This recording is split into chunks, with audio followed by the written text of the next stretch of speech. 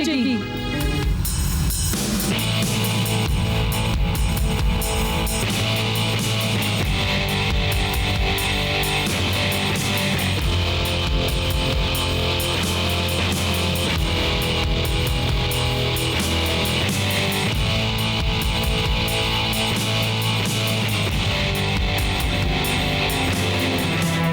मगर जलना तुम्हें भी पड़ेगा प्राणलाल धवन, इस आग में तुम्हें भी जलना पड़ेगा।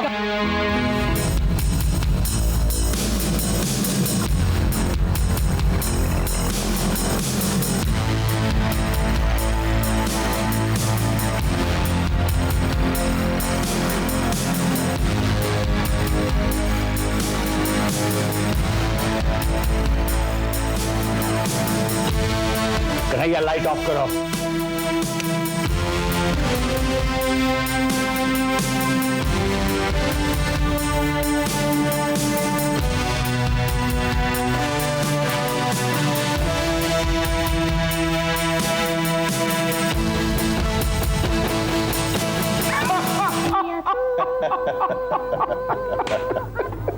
अरे मजा आई गवा सर जी, मजा आई गवा। इतनी देर का बाद इकट्ठा बैठे हैं, वाह मजा आया ना? मजा आई गवा सर जी।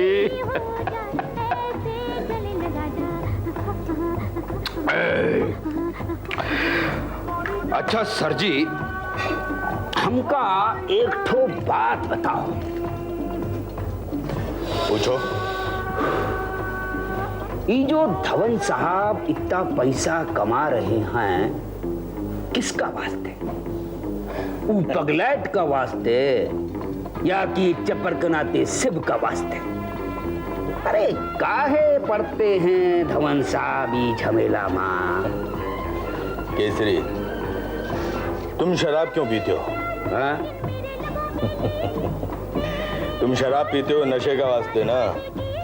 हाँ बिल्कुल नशा का वास्ते पीते हैं। तो 2-4 पैग में तो नशा पूरा आ जाता है, फिर और क्यों पीते हो?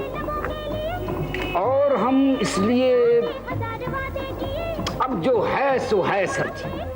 का करे सुसरी हमरे मुंह को लग गई, या यूं कह लो कि हमारी आदत हो गई है सुसरी। केसरी, दौलत धवन साहब के मुंह को लग गई है। नशा करने के लिए जितनी दौलत कमानी थी सो तो कमा चुके, अब उन्हें दौलत कमाने की आदत पड़ गई। सर जी, ये कितना पैसा होगा धवन साहब के पास? क्यों? डाका डालना है क्या उनके यहाँ? हे राम राम सर जी, काहे मजाक करत हो? हम तो ऐसे नहीं पूछ रहे हैं। तो ये समझो कि 118 करोड़ 59 लाख की प्रॉपर्टी,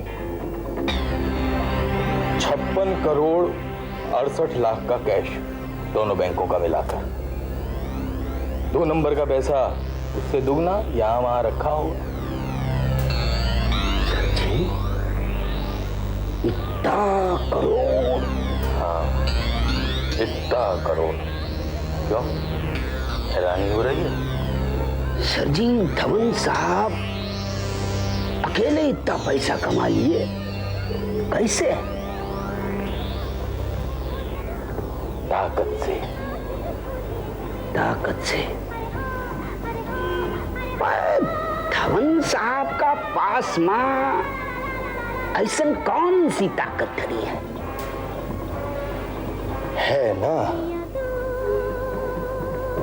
तुम? हाँ?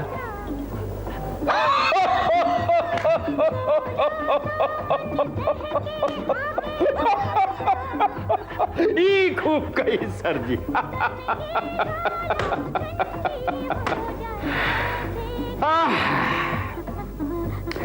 सर जी, एक तो बात और बताओ, आप ये सही सही कैसे बता दिए कि इतना पैसा यहाँ रखा है, उतना पैसा हुआ रखा है? केसरी, मैं धवन साहब की नौकरी करता हूं। उनके पैसे का, उनकी चीजों का हिसाब रखना मेरा काम है, वही मैं कर रहा हूं।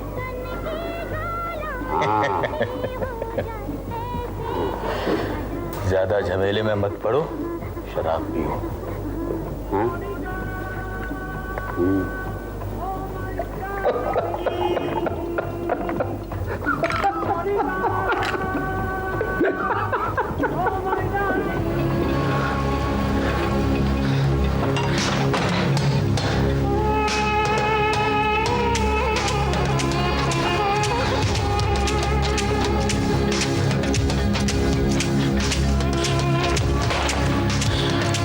Lucky bastard.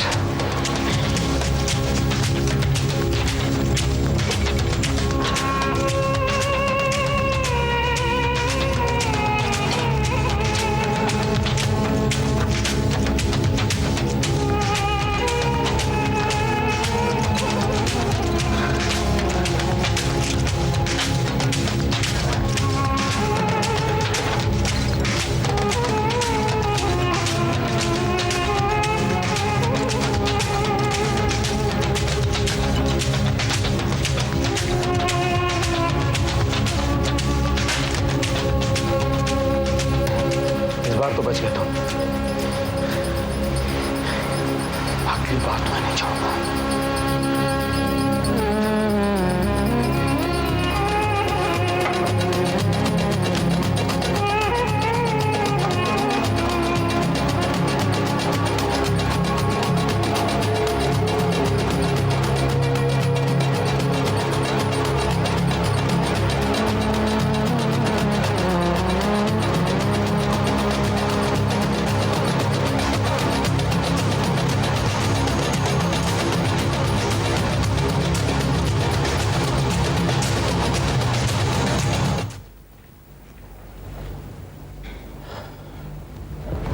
आदाबर से अंकल।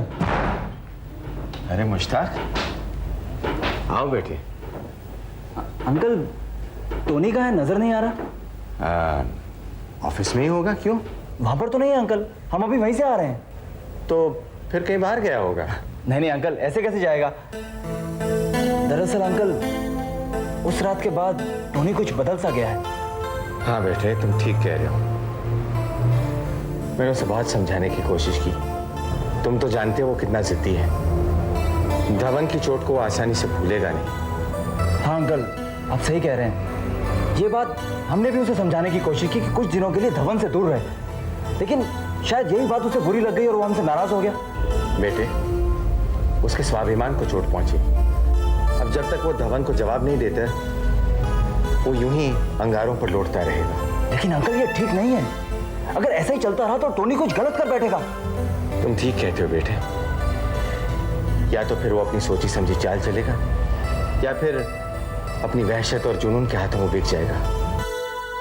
मुश्ताक, तुम्हें तुम्हारी दोस्ती की कसम है, उसे भटकने मत देना। वो कमजोर नहीं है, उतावला है बस। अगर ऐसे में उसे ठोकर लग गई तो तुम्हारे जैसे दोस्त के मजबूत कंधों के अलावा उसे कोई सहारा नहीं दे पाएगा।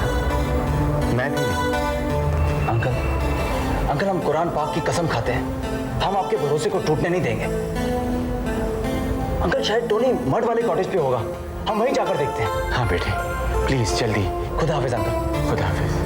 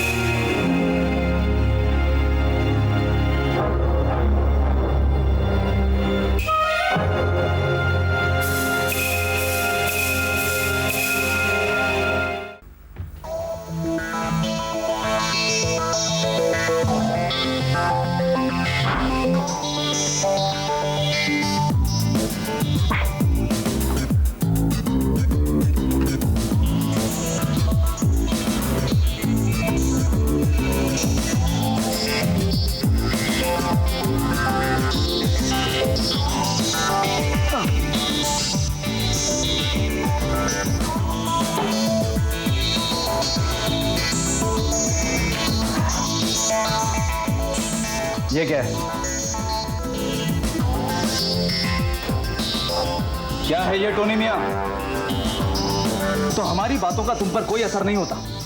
चलो ठीक है, आज से हमने एक बात तय कर ली है कि आज के बाद जो तुम कहोगे हम वही चुपचाप करेंगे। लेकिन खुदा के वास्ते टोनी मियां, खुदा के वास्ते हमारी एक बात मान लो, खुद को इस तरह बर्बाद तो मत करो। अरे मर गया मुश्ती, तुमने हमारी दोस्ती की कदर ही नहीं की। अगर धवन को एक ही झटके में मारकर मामला फिनिश करना था तो हमसे कहा होता, लेकिन धवन को बर्बाद करने के चक्कर में खुद को इस तरह बर्बाद तो मत करो। मैंने ऐसा क्या किया है? तो तुम करना चाहते थे ना टोनी मियां? अगर तुमने वो कर दिया होता तो आज मुश्ती शर्म के मारे मर गया होता। हमें छोड़कर तूने उस कमीने लीचड़ उस आदमी उस डिग्गी पर भरोसा किया। तुम जानते हो ये लोग कैसे होते हैं? जानते हो तुम? तुम्हारे बदले की आग को हवा देकर जिंदगी भर तुम्हारा खून चूसते रहेंगे। ऐसा कोई काम करा लेंगे तुमसे और ब्लैकमेल करेंगे तुझे। ये राइफल है ना, ये राइफल, ये तुम्हारी बर्बादी का कारण बन सकती है टोनी। पर मुश्ती, ये राइफल मैंने सिर्फ अपने पास रखी है यार, इस्तेमाल थोड़ी की। धवन अभी जिंदा है। इसका मतलब तू धवन को मारने गया था? हाँ गया था मैं, पर बच गया वो।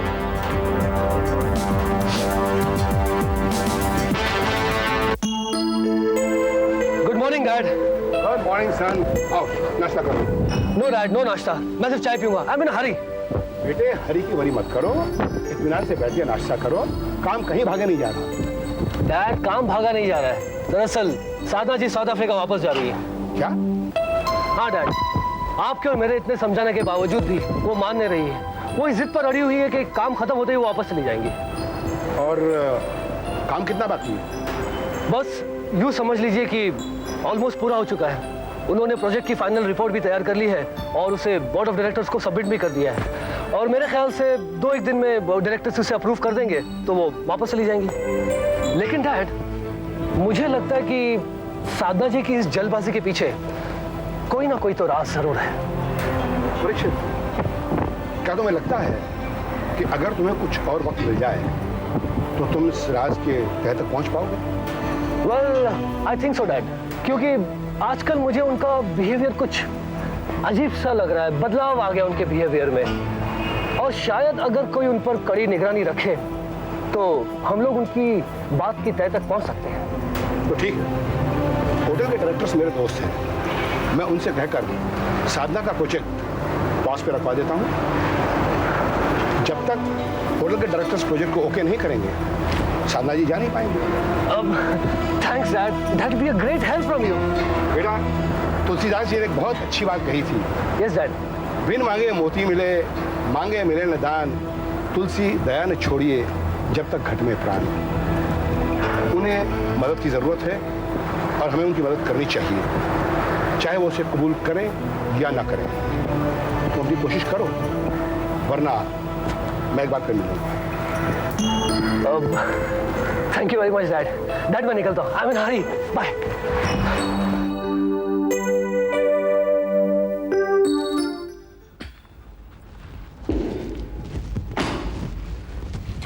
सर आप कहीं जा रहे हैं? हाँ शिवा, डॉक्टर ने नाक में दम कर रखा है, कुछ चेकअप्स बाकी हैं, उन्हीं को चेक कराने जा रहा हूँ। आप वापस ऑफिस आ रहे हैं या? नहीं, आ तो नहीं रहा हूँ। और कोई खास काम? सब ये कुछ पेपर साइन करने हैं। नो प्रॉब्लम, कल साइन कर दीजिए। दरअसल क्या है शिवा कि आज प्रेम का बर्थडे है, मैं सोच रहा जाते हुए केक और कुछ गिफ्ट लेके जाऊँगा, खुश हो जाएगा। ओह, तो फिर आज आपको ज़रूर घर जल्दी जाना चाहिए। शिवा तुम शाम को कुछ कर रही हो? I mean, कुछ खास? नहीं, कुछ खास नहीं। तो घर पे आ जाना, एक छोटी सी पार्टी करेंगे, मैं, तुम, प्रेम और कन्हैया। ठीक है सर, तो फिर ऐसा करते हैं, आप डॉक्टर के पास होकर घर पहुंचिए, मैं अभी निकलती हूँ और प्रेम के लिए कुछ गिफ्ट्स और चॉकलेट्स ले जाती हूँ। Not a bad idea. तो मैं चलता हूँ, तुम्हें घर पे मिलता हूँ। जी बाय बाय।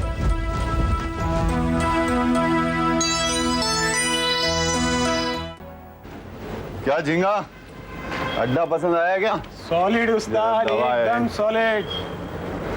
और रईस का औलाद उधर आराम से तो रहेगा ना? बिंदास उस्ताद, बिंदास। पर उस्ताद, वो जगह है किसका? कल को अपन छोकरे को लेके गया और कोई लफड़ा हुआ तो? तू मेरे को बेवकूफ समझता है क्या? जेल में अपन का एक पंटर था, बिल्टू, वो सीख का अड्डा है वो। उधर उसका 4-5 छोकरा लोग भी है, वो भी अपन के साथ काम करेगा। छोकरा? तो फिर उस्ताद छोकरा लोग को भी हिस्सा देना पड़ेगा क्या? अच्छा, तो तू अपना हिस्सा दे देना ना। हैं? अभी अपन को एक काम और करने का है। काम बोले तो उस्ताद? अपन को एक वैन मांगता है। वैन? क्या बात कर रहे हैं उस्ताद? अपन अर्जुन तलक स्कूटर पे तो बैठेला नहीं है, वैन काय को? ए झिंगा, तू काय को इतना सवाल पूछता है? अभी मुझे जरा कुछ सोचने दे।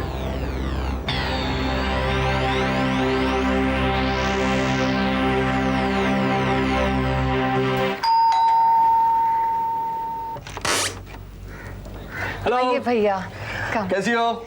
मैं ठीक हूँ, बैठिए। Yes of course. अवंतिका कहाँ है? वो परीक्षित के ऑफिस गई है। आप विल यू टेक समथिंग? कुछ नहीं, अभी मैं एक सेमिनार में जा रहा हूँ, वहाँ मुफ्त का खाना खाऊंगा। लेकिन आजकल तुम कहाँ रहती हो? बस काम खत्म करने में लगी हूँ। It's almost over now. यानी तुमने सोच ही लिया है कि तुम वापस चली ही जाओगी? इसलिए मैंने आपको यहाँ बुलाया भैया। मुझे लगता है कोई मेरा पीछा कर रहा है। क्या? भैया, कोई मुझे फोन करता है, मेरा नाम पूछता है और उसके बाद में कुछ नहीं कहता। कुछ कहता भी नहीं? कमाल है। मुझे लगता है जैसे कोई मुझ पर लगातार नजर रख रहा है, मेरा पीछा कर रहा है। जहाँ जहाँ मैं जाती हूँ वो मेरे पीछे पीछे होता है। मुझे तो लगता है प्राण को पता चल गया कि मैं यहाँ हूँ। कूल डाउन साधना, ये सब तुम्हारा वहम है। ये वहम नहीं भैया, ये हकीकत है। वो ब्लाइंड कॉल्स, वो आदमी जो घर के सामने लगातार ताकता रहता है, ये सब वहम नहीं है। कौन करेगा ये सब? कौन करेगा? अगर प्राण को पता चल गया होता तो वो सीधा यहीं चला आता। हाँ? तुम्हारे पीछे आदमी क्यों लगाता वो सब मुझे नहीं मालूम। दहशत के मारे मेरा दिल बैठा जा रहा है। मुझे बहुत डर लग रहा है। हर टाइम वो टेलीफोन की रिंग बजती है तो मुझे डर लगता है कि पता नहीं कौन। भैया, फोन। साधना, फोन लो। नहीं, ये वही है, मैं नहीं उठा सकती। हेलो, जरा साधना जी को फोन दीजिए। लो, तुम्हारा फोन है। तुम्हारा कोई क्लाइंट होगा, फोन लो। पूछिए तो कौन है? सिली साधना, कम ऑन, अरे लो। हेलो।